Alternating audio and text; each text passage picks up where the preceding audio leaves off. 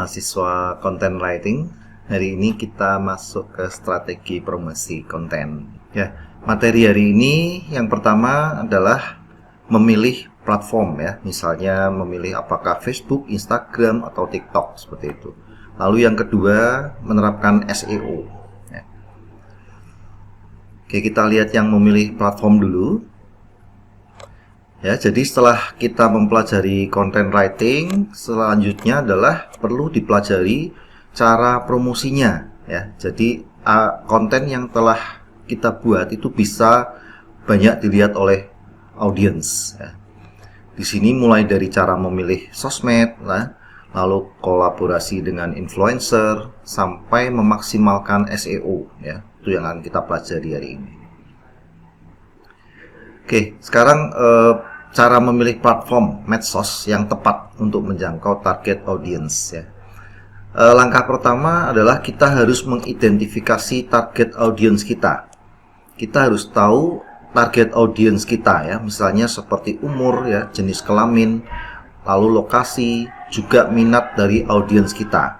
Ya. Caranya ya kita coba ya, kita buat konten, lalu siapa yang melihat nanti akan ketahuan ya. Lalu minatnya audiens di mana? Makanya dicoba-coba dulu konten kita, ya, bisa foto, video atau podcast mana yang mereka sukai seperti itu. Lalu kita setelah ketemu kita harus fokus membuat konten yang pas buat mereka. Ya.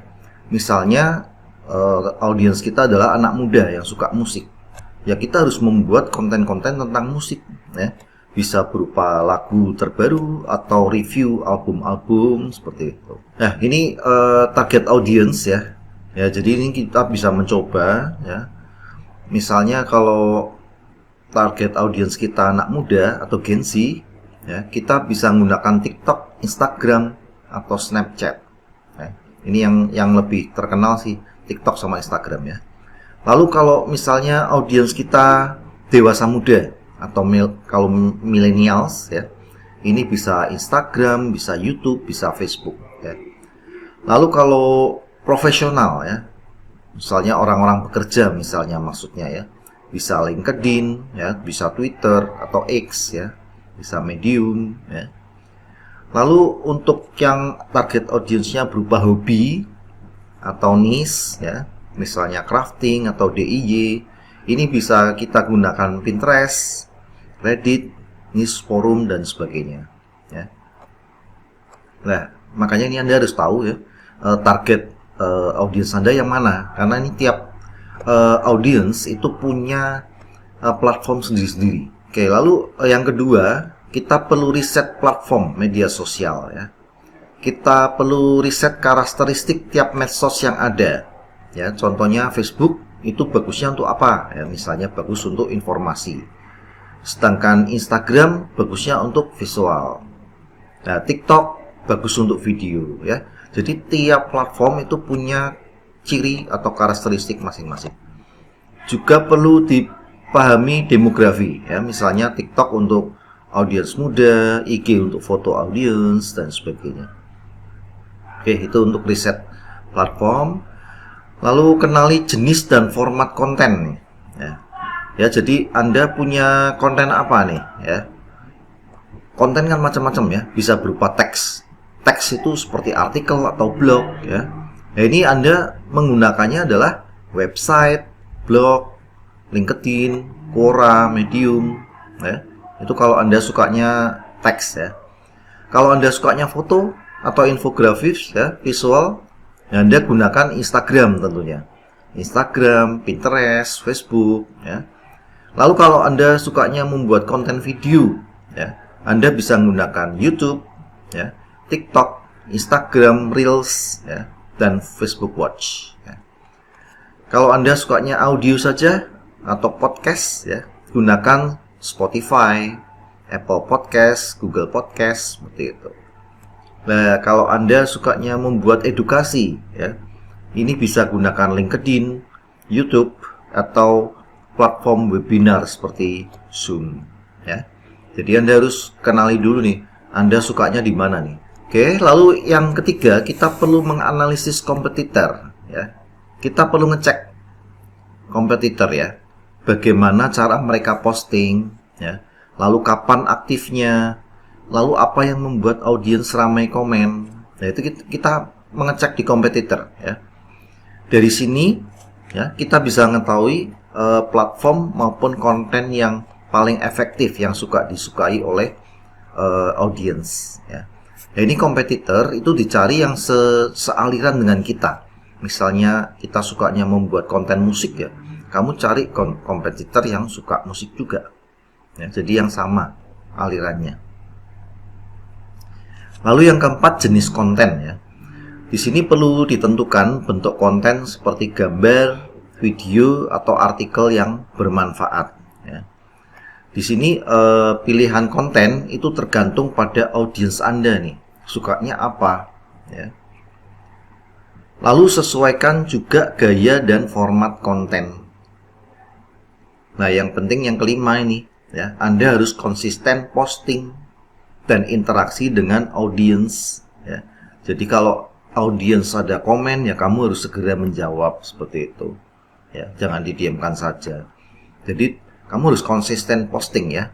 Kalau memang fokusmu di online ya usahakan 1 hari 3 kali. Ingat ya, pada saat jam makan, itu pada saat orang-orang slow scrolling sosmed ya. Jadi jam 7 pagi, jam 12 siang, jam 7 malam. Nah, jangan lupa diinteraksi ya. Kalau ada pertanyaan masuk atau ada masukan ya kamu jawab seperti itu secepatnya ya. Oke, lalu kalau kontenmu sudah banyak ya, yang kelima anggaran dan sumber daya. Ya, ini kalau danamu sudah ada ya. Jadi anggaran ini fungsinya untuk apa? Untuk memperkerjakan konten kreator ya, graphic designer dan sosmed manager. Ini kalau benar-benar kontenmu sudah menghasilkan ya, misalnya seperti YouTube itu sudah sampai juta-jutaan gitu ya. Ya kamu harus punya tenaga konten kreator, graphic designer dan sosmed manager ya. Tapi kalau masih di awal-awal belum menghasilkan apa-apa, ya kamu buat sendiri. Ini untuk meminimalkan anggaran. Jangan datang-datang kamu gunakan karyawan, nanti kamu tekor ya. Ya, jadi kamu lihat ya, kamu masih awal atau sudah menghasilkan. Kalau masih awal ya kamu semuanya buat sendiri. Tapi kalau sudah menghasilkan juta-jutaan, ya kamu perlu ini mempekerjakan ya konten kreator. Ya. Lalu anggaran juga bisa digunakan untuk promosi ya, karena ada FB Ads, ada IG Ads, TikTok Ads ya. Itu untuk meningkatkan kontenmu biar lebih booming ya. Oke, lalu yang keenam, interaksi dan engagement ya. Ini sebagai indikator engagement ya, itu Anda bisa lihat komentar dan like-nya. Banyaknya komentar dan like ya. Lalu apalagi kalau kontenmu di-share. Nah, itu bisa lebih bagus lagi ya. Lalu direct message juga perlu diperhatikan ya. Ini untuk membangun hubungan personal dengan audiens ya. DM ya, direct message ya. Jadi intinya kalau Anda mau bergelut di konten, itu intinya Anda harus interaksi dengan audiens biar mereka merasa diterima ya, merasa terhubung seperti itu. Lalu yang ketujuh, kita perlu pengukuran dan analisis ya. Perlu dilakukan ya. Jadi kita perlu melakukan analisis kinerja konten untuk memahami perilaku audiens ya. Misalnya yang paling mudah ya insight ya. Di Instagram profesional tuh ada insight lah. Lalu di TikTok ada insight. Ya. Insight itu isinya data-data yang di tempat platform kita ya. Jadi ada data audiens ya. Seperti yang cowok berapa persen, cewek berapa persen. Lalu kebanyakan dari mana ya. Lalu jenis kelamin, jam tonton, sebagainya itu ada di insight. Anda bisa cek ya. Jadi alat-alat ini ya, insight ini itu penting untuk mengoptimalkan konten dan strategi yang dilakukan ya. Lalu eksperimen dan evaluasi, ya. Anda perlu mencoba beberapa sosmed, ya. Lalu bisa cari yang paling cocok. Misalnya apakah di FB, apakah di IG, apakah di TikTok, ya. Anda coba semua itu. Lalu Anda lihat komen mana yang status mana yang paling disukai oleh audiens, ya. Apakah FB, apa IG, apa TikTok, lalu jumlahnya yang paling banyak yang mana, seperti itu. Ya. Di sini Anda juga perlu ngecek, ya. Tiap tahun dicek sosmed mana yang paling tinggi di dunia atau di Indonesia, ya. Itu bisa dicek, ya. Anda cek aja sosmed yang disukai oleh orang Indonesia, nanti kan keluar datanya. Nah, itu yang coba kita kejar, seperti itu. Kayak akhir-akhir ini itu banyak orang yang lari ke Instagram dan TikTok, ya. Facebook mulai ditinggalkan, seperti itu. Itu berubah terus, ya. Setahun sekali atau berapa bulan sekali coba dicek, ya. Saya sih biasanya setahun sekali saya cek, ya. Lalu eksperimen dengan berbagai jenis konten, ya. Kamu kan pasti bisa bisa foto, bisa video, bisa konten. Mana yang lebih disukai audiens? Kamu cek itu dari beberapa audiens, ya. Contohnya Facebook saya tuh. Facebook saya kalau saya nge-share video itu nggak ada yang nge-like sama sekali. Ya berarti saya nggak perlu nganu video di Facebook, seperti itu. Nah, seperti itu caranya, ya. Lalu lakukan terus, ya. Ini seperti tadi, ya. Jadi Anda harus konsisten, ya. Jadi biar kontennya maksimal. Lalu selalu fleksibel dengan perubahan tren, ya. Kadang platform itu selalu merubah istilahnya algoritma, ya. Algoritma, ya. Contohnya yang baru-baru ini TikTok nih, Instagramnya hashtagnya yang lalu banyak-banyaknya boleh, ya. Sekarang hashtag hanya maksimal 5. Nah, itu kadang berubah-ubah, ya. Makanya kita harus ngikuti seperti apa keinginan mereka, ya. Oke, kita lanjut ke SEO sekarang, ya. Kita mencoba menerapkan SEO dan optimasi konten. Ya, ini kenapa kita harus menerapkan SEO, ya. SEO itu Search Engine Optimization. Itu maksudnya biar situs kita bisa dilihat di halaman pertama dalam pencarian Google. Misalnya orang mengetik nih, atau Anda mencari kata kunci lah, ya. Mengetik sesuatu, misalnya mau beli flash disk, Anda ketik flash disk. Itu akan muncul beberapa situs kan, ya. Nah, itu kalau SEO-mu bagus, itu tokomu di paling atas, ya, nomor 1 halaman nomor satunya Google. Kalau enggak, ambil nomor 1, 2, 3. Yang penting masih di halaman pertama. Jangan sampai di halaman keberapa gitu baru kelihatan. Itu enggak kebaca karena orang biasanya hanya membaca di halaman 1 atau 2. Nah, itulah kenapa kita harus perlu menerapkan SEO. Ya. Nah, di sini konten yang baik saja itu tidak cukup. Anda perlu mencari cara, ya, bagaimana menaikkan ranking konten, ya. Nah, kita lihat cara menerapkan SEO, ya. Ini sudah saya terapkan dulu waktu di WordPress, ya. Oke, yang pertama kata kunci, ya.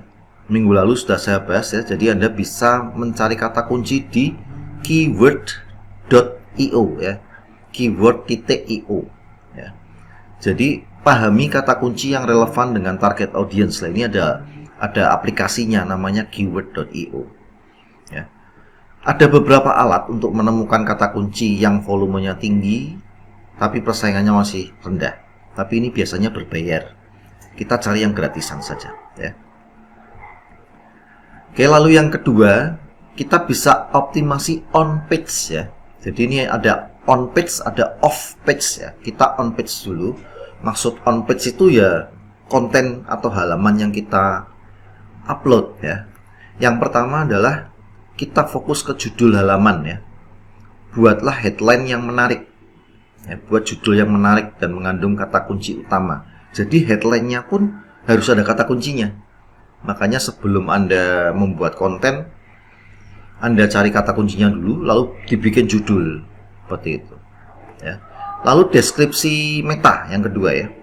tulis deskripsi yang informatif dengan kata kunci. Ya, biasanya setelah judul kan ada deskripsi awal ya. Nah, itu buatlah deskripsi yang informatif dari kata kunci itu. Dengan deskriptif yang informatif, ya audiens mendapatkan sesuatu yang berharga, bermanfaat. Makanya dia akan membaca konten kita selanjutnya. Lalu header text ya. Itu header text untuk membagi konten menjadi bagian-bagian yang mudah dibaca dan diakses. Ya, seperti contohnya inilah ya. Dalam membuat paragraf itu dipecah-pecah seperti itu. Ya, contohnya ini dipecah jadi header text, tadi apa gitu. Ya. Jadi membagi konten menjadi bagian-bagian yang mudah diakses. Di samping itu juga ini dimasukkan sebagai kata kunci. Seperti itu, ya.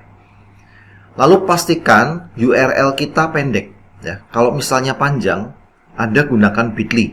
Sudah bisa bit.ly belum, ya? Kalau belum bisa, coba di YouTube, ya. WordPress saya udah saya kasih bit.ly ini, ya. Jadi karena WordPress saya panjang, saya pendekkan jadi bit.ly, jadi lebih mudah, ya. Lalu yang ketiga, konten berkualitas. Nah, ini bagaimana nih cara membuat konten yang berkualitas? Ya, yang pertama pastikan konten itu informatif dan bermanfaat. Ya, jadi kontennya misalnya pembelajaran atau apa masalah yang sedang terjadi, misalnya apakah sampah, bagaimana ngolah sampah segala macam. Jadi ada manfaat yang bisa didapat dari audiens. Ya. Lalu paragrafnya pendek saja dan subjudulnya jelas. Lalu lakukan pembaharuan secara berkala ya. Jadi kamu 1 minggu mau berapa konten seperti itu ya. Misalnya dalam bentuk teks. Atau 1 hari bisa 3 konten. Ya, yaitu pembaharuan terus seperti itu. Konsisten ya. Lalu kecepatan situs web ya. Ini penting juga nih, kecepatan situs web ya. Caranya adalah optimasi gambar. Nah, ini Anda bisa mengecilkan gambar tapi gambarnya nggak pecah ya. Ya contohnya Anda kalau di Photoshop ya gunakan DPI 300 DPI. Itunya 9x16 udah cukup bagus, atau 16x9. Yang penting DPI-nya 300. Itu gambarnya tetap bagus ya. Karena kalau terlalu besar gambarnya, itu situsmu jadi lemot. Orang pasti akan pindah. Gitu buka gambar kok muter keluar selama-lama nih. Orang pasti pindah. Ya, makanya di sini kompres gambarnya ya. Yang penting pakai 300 dpi ini. Itu pasti tajam ya. Itu cara optimasi gambar. Lalu atur cache. Ini bacanya apa nih? Cache ya. Ini cache itu maksudnya salinan data yang sering kamu akses ya. Misalnya kamu tiap hari pasti buka Facebook ya. Itu akan disimpan di server atau browser. Jadi audiens kalau ngeklik itu bukanya akan lebih cepat. Nah, makanya ini harus ada cache-nya. Ini yang tahu orang komputer ya. Mungkin Anda tahu ya. Lalu minifikasi file CSS, Java, dan HTML. Wah, ini orang komputer nih, kamu tahu harusnya ya. Artinya hapus spasi, komentar, dan karakter yang tidak perlu ya, agar filenya mengecil sehingga waktu tampil lebih cepat ya. Ya, jadi baik gambar lalu tulisan itu yang penting bukanya cepat ya. Itu akan mempercepat SEO-nya. Oke, itu tadi on page ya. Sekarang adalah off page ini. Off page itu di luar situs web untuk meningkatkan SEO kita ya. Jadi di luar situs web. Yaitu apa saja? Yang pertama adalah fokus ke backlink ya. Jadi usahakan bangun hubungan dengan situs yang punya reputasi baik dan dapatkan backlinknya ya. Jadi misalnya kita ambil linknya, masukkan ke situs kita ya. Itu saling terhubung ya. Makanya ini disebut off page ya, di luar situs kita. Kita menggunakan backlink orang lain. Lalu yang kedua, promosi ke berbagai medsos ya. Ya, kita bisa berpromosi berbagai medsos ya. Lalu kita masukkan link konten kita. Jadi saling mengelingkan gitu ya. Nah, ini bisa meningkatkan traffic ya, bisa viral seperti itu. Lalu guest posting ya. Nah, ini tamu posting. Cara lain untuk ngeboost SEO. Ya. Jadi tulis artikel berkualitas untuk blog lain. Nah, jangan lupa sertakan backlinknya ke situs. Ya. Tujuannya untuk memperluas jangkauan audiens. Ya, misalnya kita diminta suruh mengisi konten di tempat lain seperti itu. Itu guest posting. Oke, selanjutnya ini sudah lepas dari off page ya. Jadi kita perlu analisis dan pelaporan. Jadi kita perlu memantau kinerja situs web kita. Ya. Gunakan Google Analytics untuk melihat lokasi pengunjung, halaman yang sering dikunjungi. Ya. Lalu cek juga Google Search Console untuk mengecek kesehatan situs kita. Ya. Lalu lacak ya posisi kata kunci. Apakah masih web kita masih di atasnya, di halaman pertama enggak? Nah, itu perlu dianalisis, selalu dipantau ya. Lalu kita lihat yang ketujuh, lihat pengalaman pengguna atau UX. Nah, ini yang perlu diperhatikan adalah navigasi. Pastikan menu dan strukturnya jelas, jadi pengunjung mudah mencari apa yang dicari. Ya, misalnya klik menunya di mana, home-nya di mana, searching-nya di mana, itu harus jelas. Ya. Lalu tata letak dan desain. Ya. Nah, ini gunakan desain yang bersih dan trendy. Ya, jadi kalau tampilan kita itu keren ya, atau bersih, mudah dilihat, itu biasanya pengunjung lebih percaya pada website kita. Oke, lalu jangan lupa call to action ya. Minggu lalu sudah ya. Call to actionnya harus mudah dilihat agar pengunjung tahu apa yang harus dilakukan. Apakah harus daftar, ataukah harus beli, atau apa, itu harus jelas. Oke, lanjut yang ketiga yaitu berinteraksi dan membangun engagement dengan audience ya. Jadi kita harus selalu ada hubungan dengan audience ya. Jadi interaksi dengan audiens itu wajib ya, harus ya. Jadi audiens yang aktif terlibat bisa menjadi aset yang membuat brandmu semakin solid. Nah, bagaimana agar dapat membuat interaksi dan engagement dengan audiens? Ya, kita lihat langkah-langkahnya. Yang pertama, kita harus kenal dengan audiens dulu. Ya, jadi sebelum posting dan engagement perlu diketahui audiens kita seperti apa. Lakukan riset. Siapa audiens kita, lalu apa yang dibutuhkan, dan apa yang membuat mereka tertarik. Ya, Anda cari usia audiens sekitar apa, ini akan kelihatan di insight ya. Gender, lokasi, kebiasaan online, jam berapa, itu ada di insight. Ya. Setelah dapat data baru, ya, setelah dapat data, baru membuat konten yang cocok buat mereka. Ya. Oke, lalu yang kedua, kita harus gunakan medsos secara aktif. Ya. Berinteraksi dengan audiens di berbagai medsos itu dapat membangun koneksi yang kuat. Merespon audiens membuat mereka dihargai dan lebih dekat. Ya, makanya kita harus selalu merespon. Ya, jangan lupa balas komentar, pesan dengan cepat dan ramah. Walaupun cuma ucapan terima kasih ya, atau sama-sama, namun dapat membangun hubungan yang positif. Nah, ini wajib ya, konten yang menarik ya. Buat konten sesuai dengan minat dari audiens sukanya apa. Lalu pastikan konten yang bermanfaat dan relevan dengan audiens ya. Contohnya TikTok saya tuh, audiens saya sukanya TikTokku ya. Jadi sukanya kalau saya nge-share tentang hotel di Pekalongan, itu banyak banget yang ambil, yang lihat ya, banyak banget. Nah, itu buat semenarik mungkin, bagaimana pengambilan gambarnya yang bagus, kata-katanya yang menarik ya. Jadi jangan takut bereksperimen ya dengan berbagai format.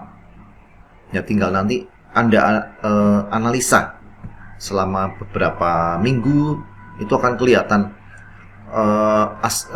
audiens Anda itu sukanya di mana? Apakah artikel ataukah video? Ya. Jadi kita harus selalu update ya. Nah ini dengan informasi-informasi baru ya. Jadi selalu update konten. Nah.